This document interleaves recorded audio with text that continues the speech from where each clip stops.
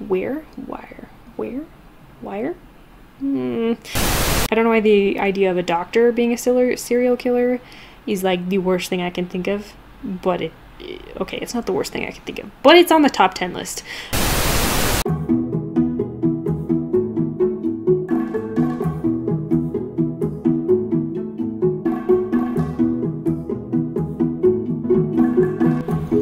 Well, hello there. Welcome back to my channel. My name is Ashley.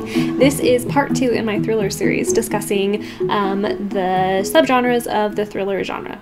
Yes, that makes sense. Okay, so before I start and before I dig into it, this video will cover mystery thrillers, spy thrillers, legal thrillers, science fiction thrillers, and then I'm going to toss in medical thrillers, even though that's not really on the list, but I found a couple of really good options. So medical thriller probably falls more under like mystery thriller, and if you type in medical thriller in Google, it doesn't really bring anything up, but I have read several novels that revolve highly around medical, so we're going to pretend that's a genre and make it up. I don't know if I'm allowed to do that, but I'm doing it anyway. Now, if you watched my first video, links up there and down there, you'll know that as I was putting together these videos, I noticed that when I was Googling authors, it was primarily white authors that were coming up. Now, lots of people talk about the fact that the thriller genre is owned by white men. Like, those are the prominent authors, they make the most money, they sell the most books, which, like, I'm not opposed to reading a book written by a white man. But also, that's the default narrative, and I would love to read books by women and people of color, because obviously it's not just white men who can write thriller novels really well. It's just that they get more attention than books written by people of color or by women of color. So as I was putting this video together, I made sure that I included the staples classics, so to speak, like people who are really famous in these genres, and then also, kind of look like I was slipping off, it's Fourth Finger, Promise. I also made sure that when I was putting this list together, I found people of color with books that I was really interested in reading. I made sure, as I was putting this together, that these were not pity reads. I didn't include books unless I was genuinely interested in the plots, because I really believe that women and people of color can write books that I will find just as engaging and just as interesting. So if there was a plot that I didn't find interesting, I didn't include it. And that was with white authors as well as people of color. So let's get into it. Let's start with mystery thrillers. These thrillers involve a mystery.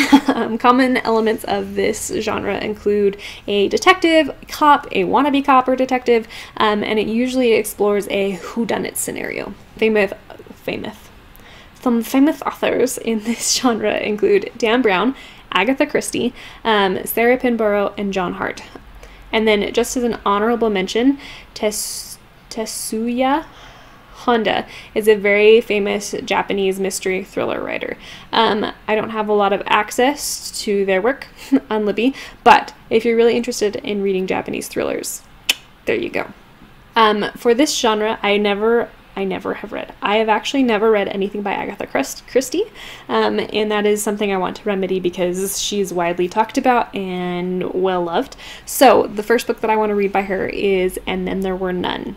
This plot follows 10 guests who are invited to an island. They all have something in common, and that is that they have been involved in someone's death in the past. The guests slowly start to get killed off based on a nursery rhyme, and that freaks them out, and they all have to figure out how to work together to figure out who's killing them in order to prevent being killed. This sounds terrifying, but also really interesting, so I'm excited for this. We also have And Now She's Gone by Rachel Hall. Our protagonist, Grayson Skies, is a detective who's tasked with discovering whether Isabel Lincoln is actually missing, or if she's missing, or if she just wants to disappear, because adults, you can just disappear as an adult. The back of this cover says that this book features 2 complicated women in a dangerous game of cat and mouse, and this feels fabulous and feels like it breaks tropes simply because we have 2 women playing cat and mouse as opposed to 2 men playing cat and mouse, or a woman and a man. So I feel like I'm gonna really like this simply because it's breaking the genre, because we have a female protagonist and a female antagonist. Next, we have spy thrillers. This is fairly easy to find. You have a book. Is there a spy in it? Is it also a thriller novel? Congratulations, you have a spy novel. Common elements of this are obviously spies, espionage, we have electronic surveillance, and then usually the threat in this novel is pretty widespread to countries, or at least a city. Like, it's a pretty, like, if something bad is going to happen, it's bad for an entire city or a country. Spy novels, part of the thrill of that is A, accessing the information, and then B, getting out alive with that information. Some very famous authors in this genre include Robert Ludlum, who wrote the Bourne Identity novels, which I had no idea that those were novels. I thought they were just movies. So going to pick that up eventually. Daniel Silva, Tom Clancy again, Vince Flynn, and Scott Harvath. Ian Fleming obviously is the master, or the most well-known of spy Flemings.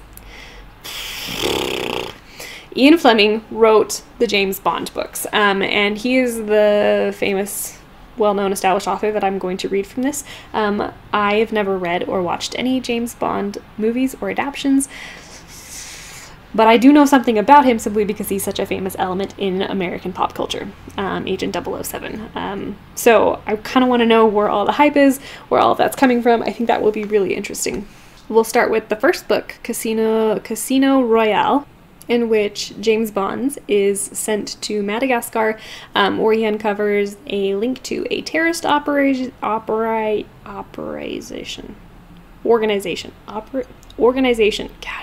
a terrorist organization, and they're planning to raise money in a gambling bet.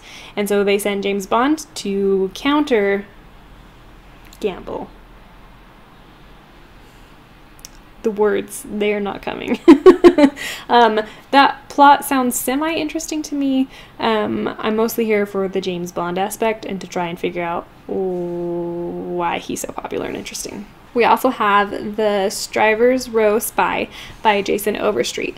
In this one, we follow Sidney Temple, who is the first African-American agent for the FBI. He's sent to spy and return information against a dangerous black Back to Africa movement.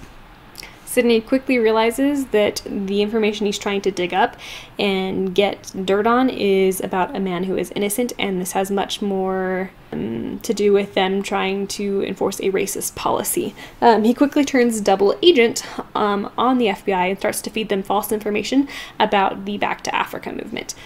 This sounds fabulous. This sounds so good.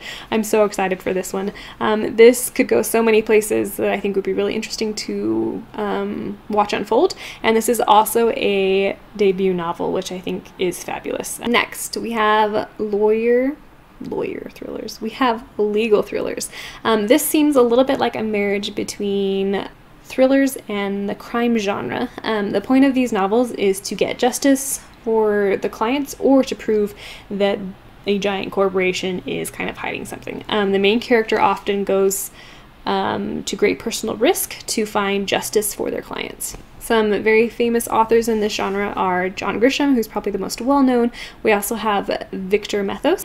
We have Robert Diagoni, Steve Kavanagh, Lisa Scottline, and David Baldacci and Marcia Clark. I'm going to do John Grisham for the famous author in this field, simply because he's so well-known for writing legal thrillers. And I'm going to start at the beginning, which is called A Time to Kill.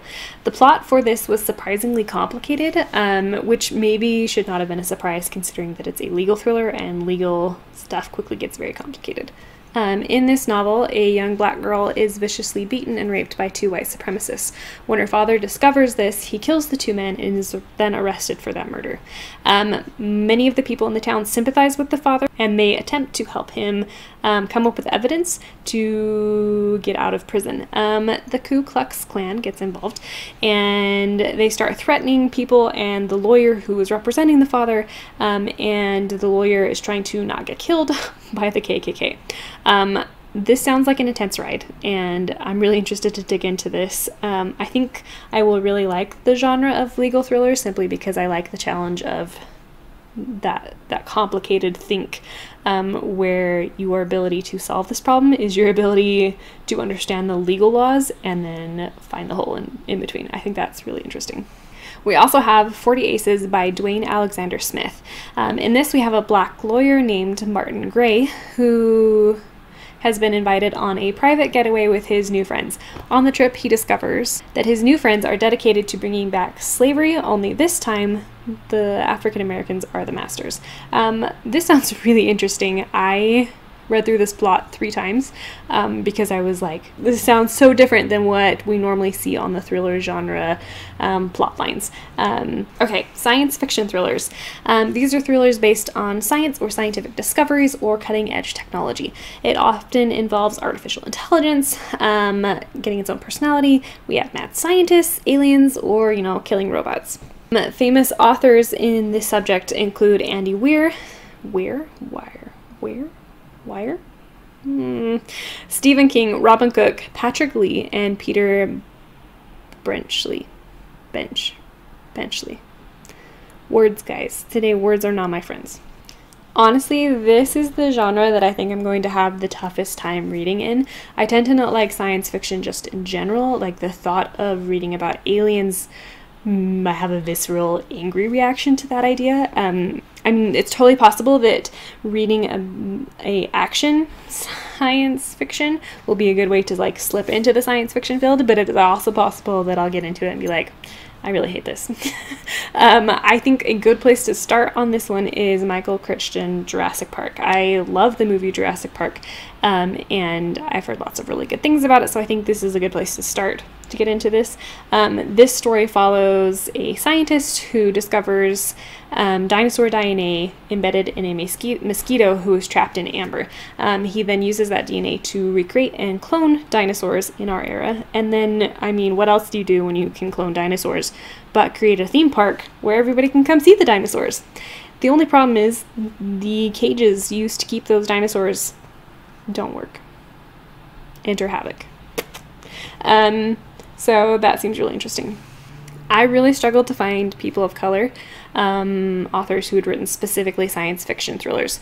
There were a lot of science fiction people of POC authors, but I couldn't be sure that they were thrillers and science fiction, so I don't have anything for this slot. So if you know of any science fiction POC science fiction thriller authors, here we go, leave your recommendations down below.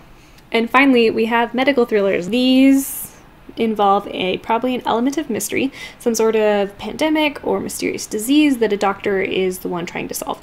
Usually, these novels are written by doctors or nurses who have experience in the field, who also write thriller novels, which makes them fairly realistic and therefore very interesting. We have Michael Palmer, who is a doctor who turned novelist. He and his son actually wrote this one together, I believe. This is called The First Family, and it follows Dr.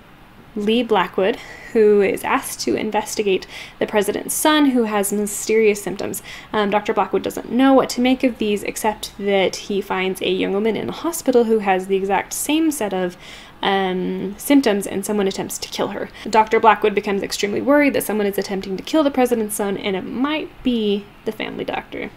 I've actually read this book and highly recommend it. I enjoyed reading this book. It was great. We also have Chinese American Tess Gertison. Sorry for butchering everybody's names. She is considered the queen of medical horror. She was an internalist doctor, which is someone who someone who, what is the word that I'm looking for here? Not operates. She specializes in internal organs. There we go. She knows her stuff when it comes to medicine, and I think her books will be really enjoyable. The book that I want to start with is The Surgeon. So in this story, previous to the current time, 2 years ago, an insane doctor became a serial killer, and he targeted women specifically. He was caught, and then now somebody else is recreating the crimes, and Detective Thomas Moore and Jane Rizzoli have to stop him or her before he can kill any more women. This features a serial killer with a medical background, which is horrifying. I don't know why the idea of a doctor being a serial killer is like the worst thing I can think of. But it's not the worst thing I can think of, but it's on the top 10 list. Anyway, I am really interested hopefully what happens is that these are all rabbit holes, and I read a couple books from one author, and then I'm like, sweet, and then I read all of their books, and then I move on to another author, and then I read all of their books. Mostly I'm saying that I'm going to spend all year long reading thriller novels, and I ain't mad. That's all I have for this video. I will talk to you more in the comments down below and in the next video.